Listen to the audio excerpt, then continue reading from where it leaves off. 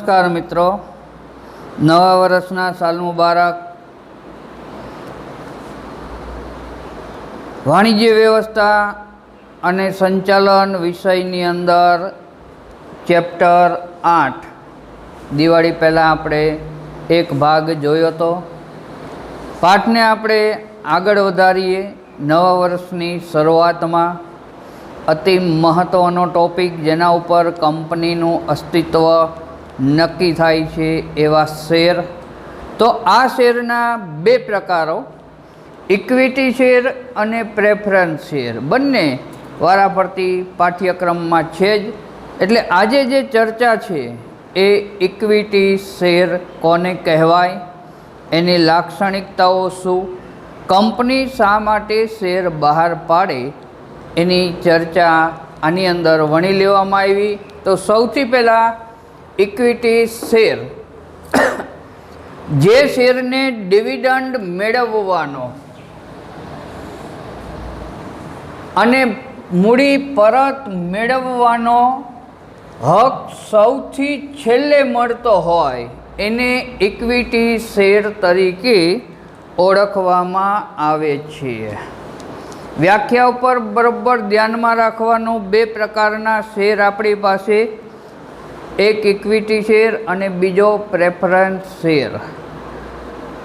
આની અંદર જે વ્યક્તિઓ ઇક્વિટી શેરની અંદર પોતાનું મૂડીરોકાણ કરે છે એમને ડિવિડન્ડ મેળવવાનો, મૂડી પરત મેળવવાનો હક સૌથી છેલ્લે જેને મળે, સૌથી છેલ્લે એને ઇક્વિટી શેર તરીકે ઓળખવામાં આવશે। મતલબ જેનો ક્રમ આપણે પહેલો ગણી છીએ ઇક્વિટી શેર, બીજો ક્રમ ગણી છીએ પ્રેફરન્સ શેરને। તો પ્રેફરન્સ શેરને ઇક્વિટી શેર કરતાં પણ પહેલો હક પ્રાપ્ત થશે। આગળ ચર્ચામાં આપણે પ્રેફરન્સ શેર વખતે જોઈશું। તો અહીંયા સૌથી છેલ્લે જેને હક પ્રાપ્ત થશે મૂડી પરત મેળવવાનો, એને ઇક્વિટી શેર તરીકે આપણે ઓળખવાના છીએ। હવે એની જુદી જુદી 10 પ્રકારની લાક્ષણિકતાઓ અગાઉ તમને સમજાવેલું જ છે કે મુદ્દાસર પ્રશ્ન હોય કે સવિસ્તાર પ્રશ્ન હોય, આની અંદર મુદ્દાઓ સૌથી વધારે આપણા વિષયની અંદર આવે છે। એટલે સૌથી પહેલાં મુદ્દાઓને વ્યવસ્થિત પાકા કરવાના। પાકા કર્યા બાદ અંદરના લખાણ ઉપર ધ્યાન રાખશો તો જવાબ વ્યવસ્થિત લખવામાં કોઈ પણ જાતની તકલીફ ક્યારેય નહીં પડે। એટલે સૌથી પહેલાં મુદ્દાઓને પાકા કરી લેવાના। 10 પ્રકારના મુદ્દાઓ આની અંદર છે। સૌથી પહેલો મુદ્દો છે આપણો સાચા માલિકો। આ પ્રકારના શેર હોલ્ડરો કંપનીના સાચા માલિકો અને વફાદાર સાથી કહેવાય છે। મિત્રો અહીંયા ધ્યાન રાખવાનું કે આ શેર અતિ મહત્ત્વની વસ્તુ છે, કારણ કે આ શેર ખરીદનાર વ્યક્તિ કંપનીનો શેર હોલ્ડર બને છે। એટલું જ નહીં, એ સંચાલનની અંદર સંચાલક મંડળમાં પણ પ્રતિનિધિ તરીકે ભાગ લઈ શકવાનો છે। અહીંયા કંપનીનો સાચો માલિક અને વફાદાર સાથી તરીકે જો કોઈ શેર ગણાતો હોય તો એ છે ઇક્વિટી શેર। અહીંથી એક વાક્યનો પ્રશ્ન અથવા વિકલ્પ બને છે કે કંપનીના સાચા માલિકો અને વફાદાર સાથી ખાલી જગ્યા છે તો ઇક્વિટી શેર હોલ્ડર। બીજો મુદ્દો મતાધિકાર। ઇક્વિટી શેર હોલ્ડરોને સભામાં શેર દીઠ મત આપવાનો અધિકાર છે। કંપનીના આવેદનપત્રની અંદર આની સ્પષ્ટ જોગવાઈ કરવામાં આવેલી હોય છે। તમને આનો ખ્યાલ આપેલો જ છે આવેદનપત્રનો, કે કંપનીનો સૌથી પહેલો પાયાનો અને મૂળભૂત દસ્તાવેજ જો કોઈ પણ હોય તો એ છે આવેદનપત્ર। આના પછી જે બીજો દસ્તાવેજ બનવાનો હોય એ હશે નિયમન પત્ર। જાહેર કંપની માટે આ મહત્વની વસ્તુ હોય છે. એને આવેદનપત્ર, નિયમનપત્ર ફરજિયાત બનાવી એની નોંધણી કંપની રજિસ્ટ્રાર સમક્ષ કરાવવી પડે છે.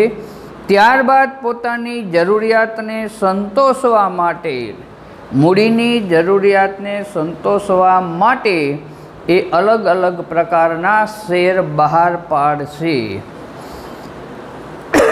આ જે સત્તાવાર મૂડી હોય એને નાના નાના હિસ્સામાં વિભાજિત કરવામાં આવે.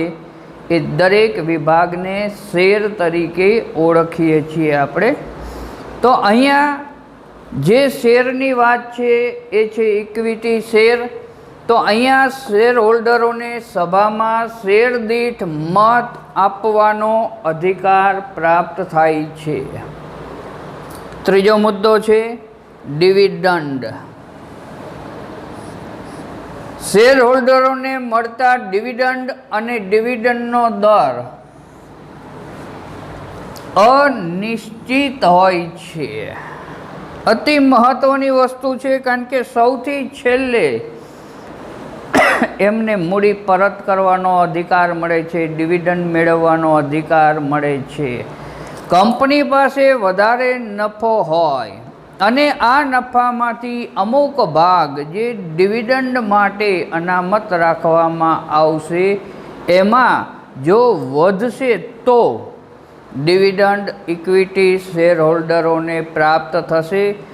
અહીંયા નફાની વધઘટ સાથે ડિવિડન્ડના દર નીચા ઊંચા થતા જોવા મળશે. એટલે દર હંમેશા અનિશ્ચિત હોય, કારણ કે નફો અનિશ્ચિત હોય છે માટે. ચોથો મુદ્દો નફા સાથે સંબંધ. શેર હોલ્ડરોને મળતો ડિવિડન્ડ નફા સાથે સંબંધ ધરાવે છે. પરિણામે જ્યારે નફો વધે તો દર વધશે, નફો ઘટશે તો દર ઘટશે. એટલે નફાના વધઘટ સાથે ડિવિડન્ડના દરમાં પણ વધઘટ થતી જોવા મળશે. આ ચોથો મુદ્દો આપણો નફા સાથે સંબંધ. એટલે નફો વધઘટ થતાં ડિવિડન્ડના દરમાં પણ વધઘટ થતી જોવા મળશે. પાંચમો મુદ્દો સામાન્ય સભા.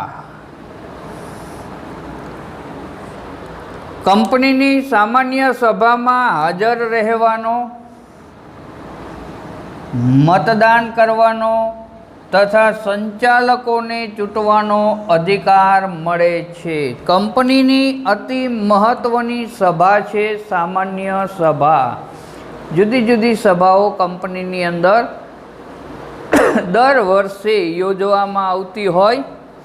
આ સભાઓની અંદર કોને ક્યારે કયો અધિકાર પ્રાપ્ત થાય એની ચર્ચાઓ થયેલી જ હોય છે. એટલે આની અંદર સામાન્ય સભાની જ્યારે વાત કરવામાં આવે તો સામાન્ય સભામાં હાજર રહેવાનો, એટલે ઇક્વિટી શેર હોલ્ડરને હાજર રહેવાનો. એટલું જ નહીં, જે ઉમેદવારો સંચાલક બનવા માટે પોતાની ઉમેદવારી કરી રહ્યા હોય એમને મતદાન કરવાનો, એ પોતાનો કિંમતી મત આપવાનો એમને અધિકાર અહીંયા બતાવેલું છે. આપણે શેર દીઠ મતાધિકાર એમને પ્રાપ્ત થયેલો છે. સંચાલકોને ચૂંટવાનો અધિકાર છે. પોતાની પસંદગીતા સંચાલકને ચૂંટવાનો અધિકાર મત દ્વારા એમને આસાનીથી પ્રાપ્ત થાય છે. આ એની મેઇન લાક્ષણિકતા છે. છઠ્ઠો મુદ્દો મૂડી પરત. સામાન્ય રીતે શેર મૂડી કંપનીના અસ્તિત્વ દરમિયાન પરત કરવામાં આવતી નથી. કોઈપણ કારણસર કંપની જ્યારે વિસર્જન થાય ત્યારે તમામ લેણદારોને કંપની દેવા પેટે કિંમત ચૂકવતી જશે.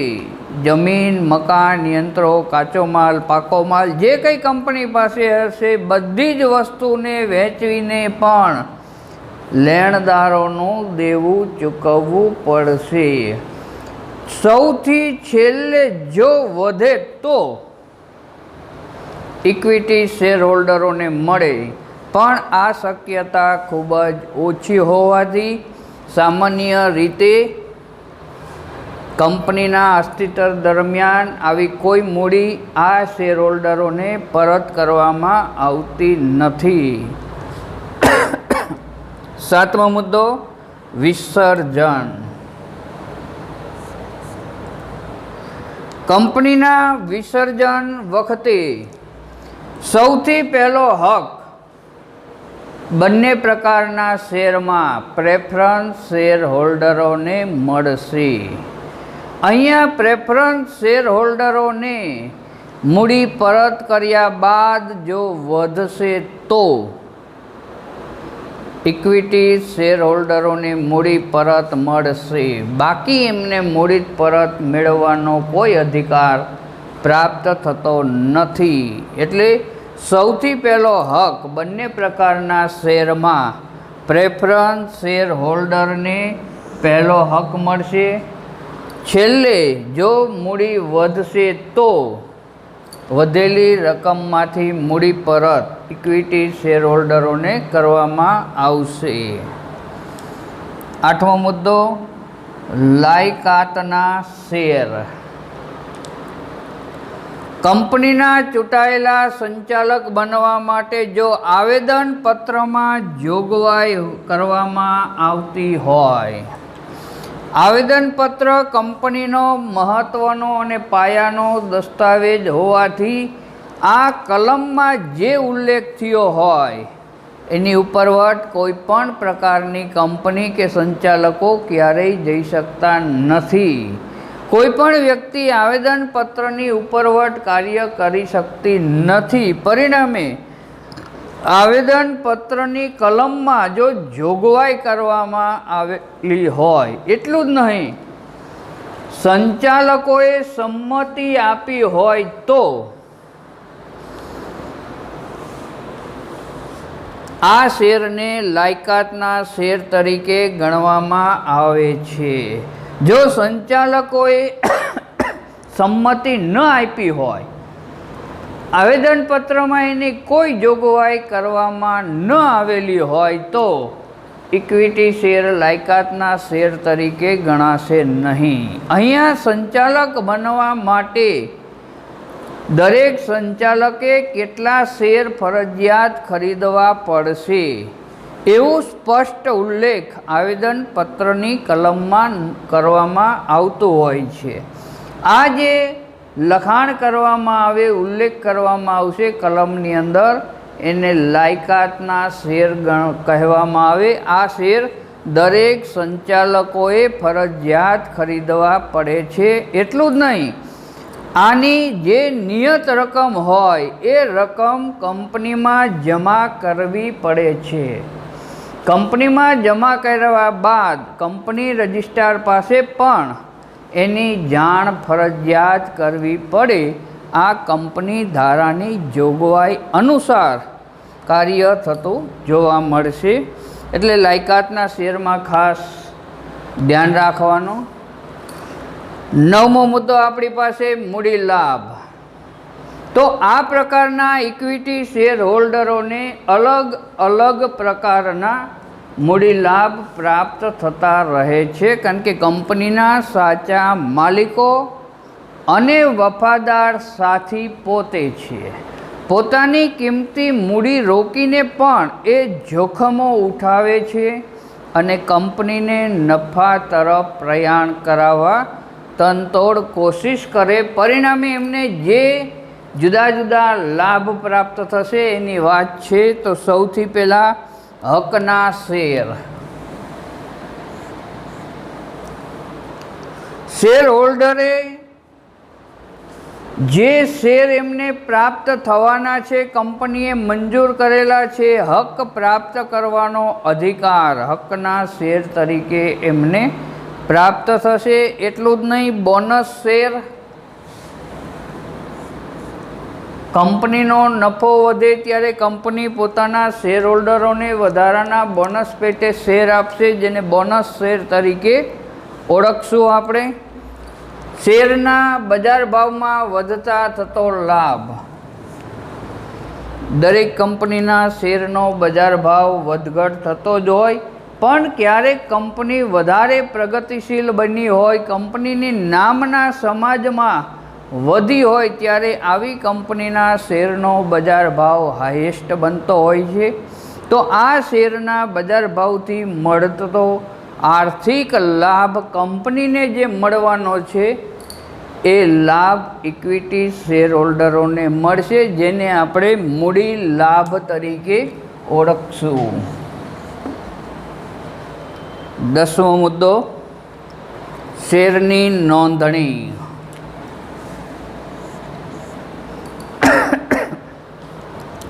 કોઈપણ કંપની જ્યારે અસ્તિત્વમાં આવે ત્યારે એની નોંધણી કરાવવી ફરજિયાત હોય છે.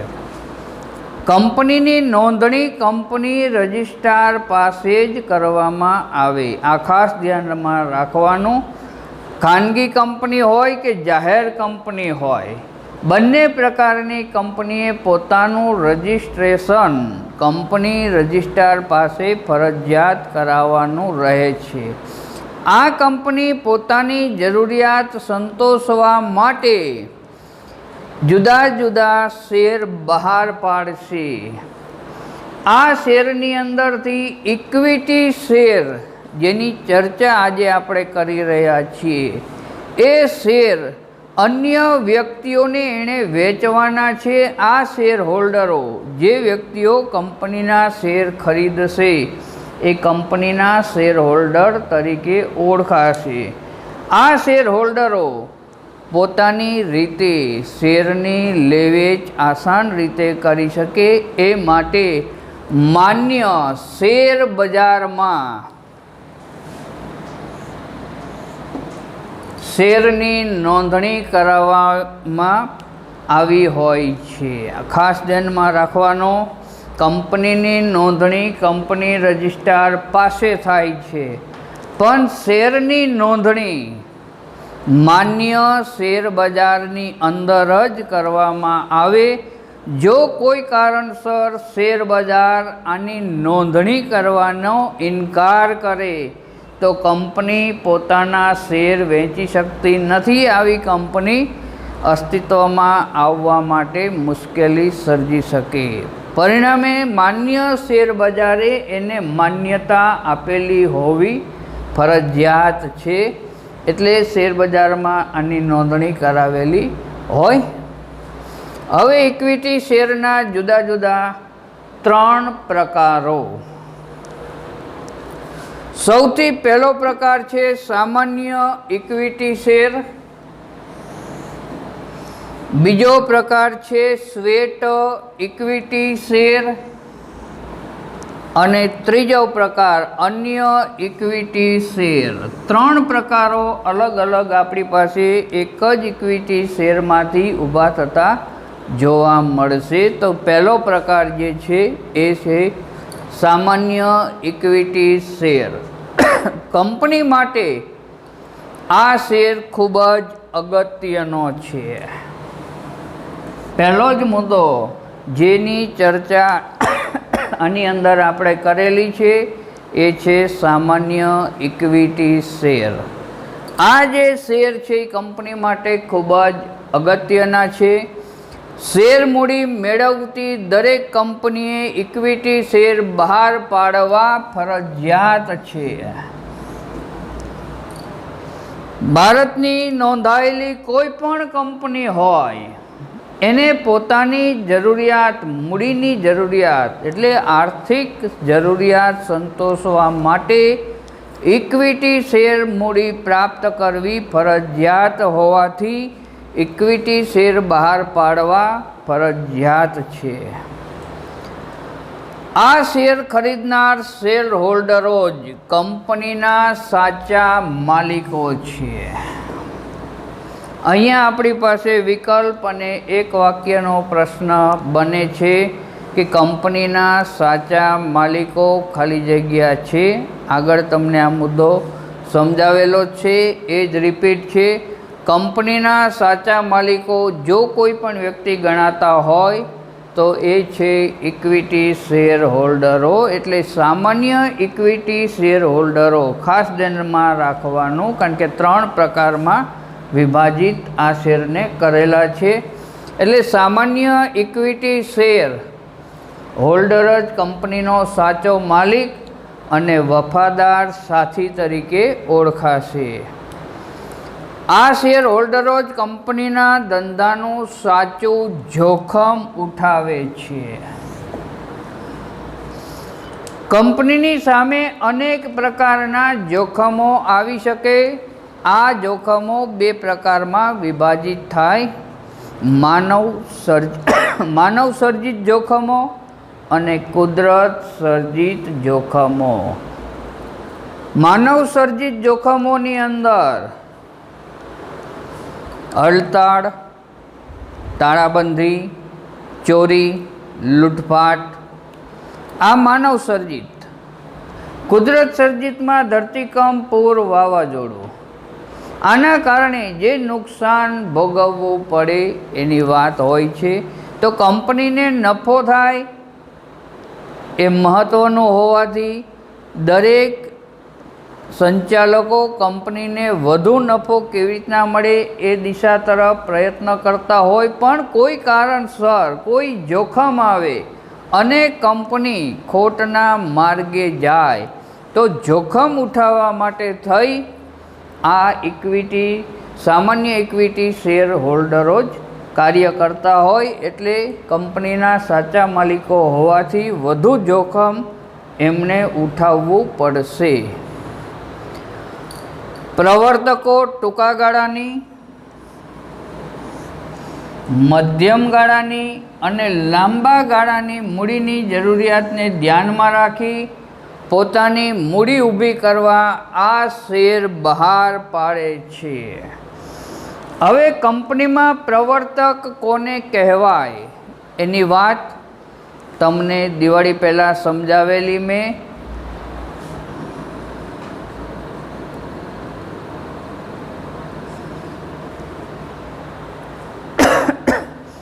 કંપનીની સ્થાપના કરવાનો જેને વિચાર આવે, આ વિચારને અન્ય વ્યક્તિઓ પાસે રજૂ કરે એ પ્રવર્તકના નામથી ઓળખાય.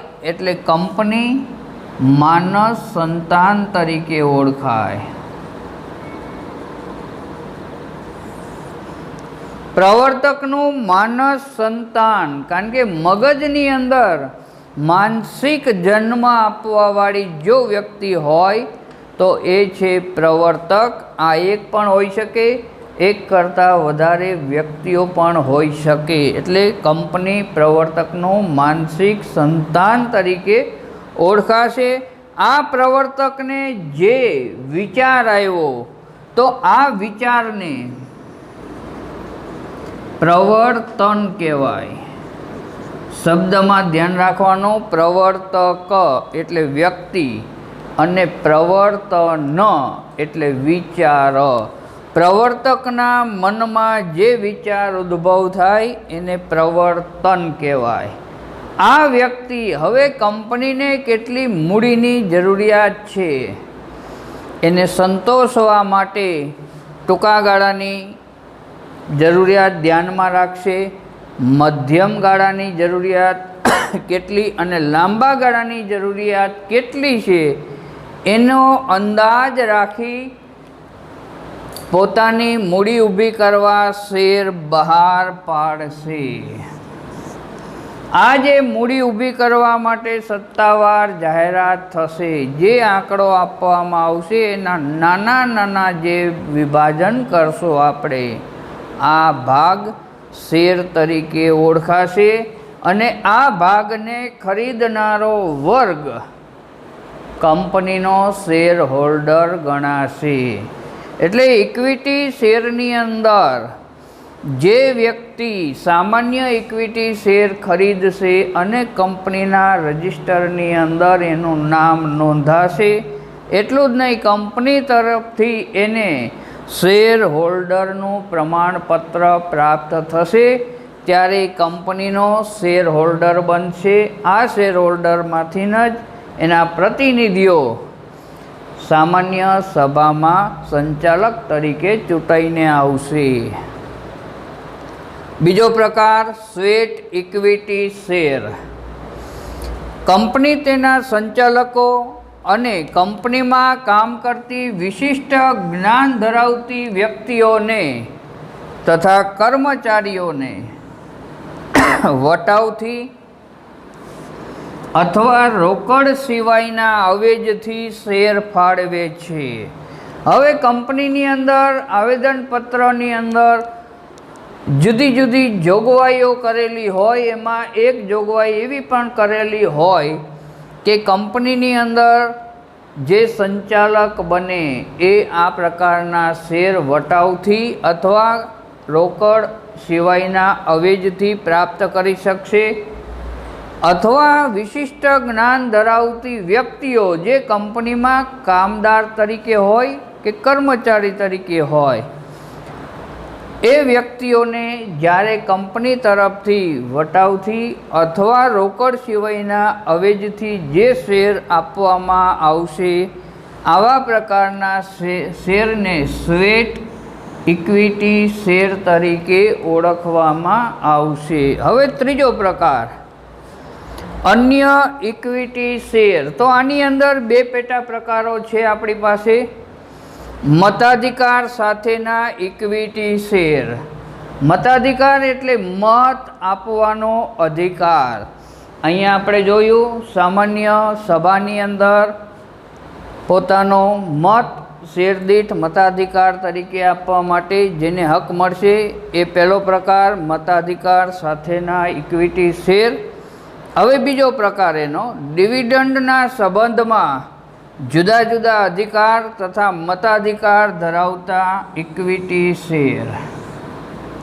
ડિવિડન્ડ સંબંધમાં એટલે અહીંયા જે આપણે આર્થિક લાભની ચર્ચા કરી એ લાભ પ્રાપ્ત કરવાનો અધિકાર પ્લસ મત આપવાનો અધિકાર ધરાવતો શેર એટલે ડિવિડન્ડ સંબંધમાં અધિકાર અને મત આપવાનો અધિકાર ધરાવતો ઇક્વિટી શેર. મિત્રો, આજની ચર્ચા અહીંયા આપણે પૂર્ણ કરીએ છીએ.